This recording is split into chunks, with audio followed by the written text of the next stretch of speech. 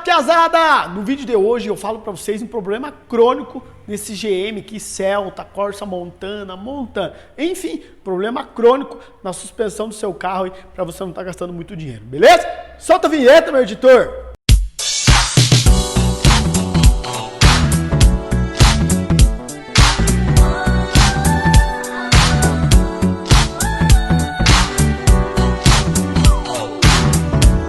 Para você que tem um GM, um Corsa, um Celta, né? Montana, né? Tem problemas crônicos aí na suspensão do seu carro, não gaste dinheiro antes na suspensão, antes de você assistir esse vídeo, né?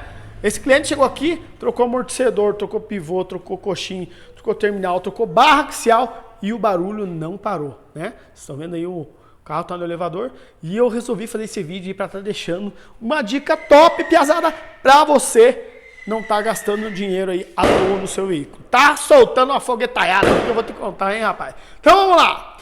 Esse carinha aqui, ó, chamado morcego, né? Então, esse carinha aqui que faz um ringido e faz um barulho xarope aí na sua suspensão. Então, antes de você estar saindo aí gastando muita grana, né? Esse carinha aqui, ó, no seu carro, né? São duas peças, né?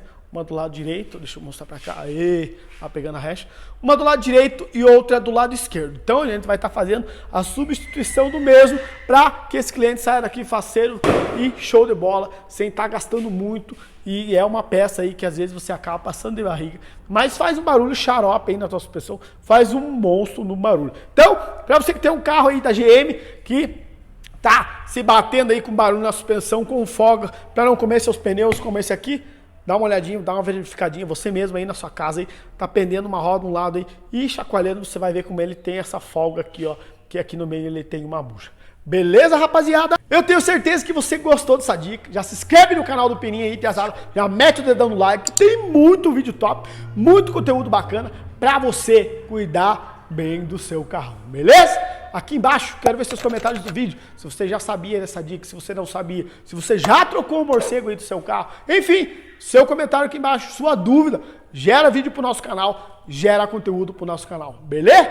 Aqui, ó, meu editor vai estar deixando o meu Instagram, que eu posto lá, desde a hora que eu acordo até a hora que eu vou dormir, dicas sobre mecânica, alinhamento, balanceamento, suspensão, freio, tudo que o seu carro tem, tá no nosso Instagram, só tem dica top, seja um dos nossos seguidores, um dos nossos amigos, que é só conteúdo top. Ah, lembrando você, compartilhe esse vídeo ao máximo de pessoas que você puder. E se você souber que tem um carro da GM que está se batendo com barulho na suspensão, beleza? Vamos continuar metendo marcha, tamo junto, tchau, obrigado!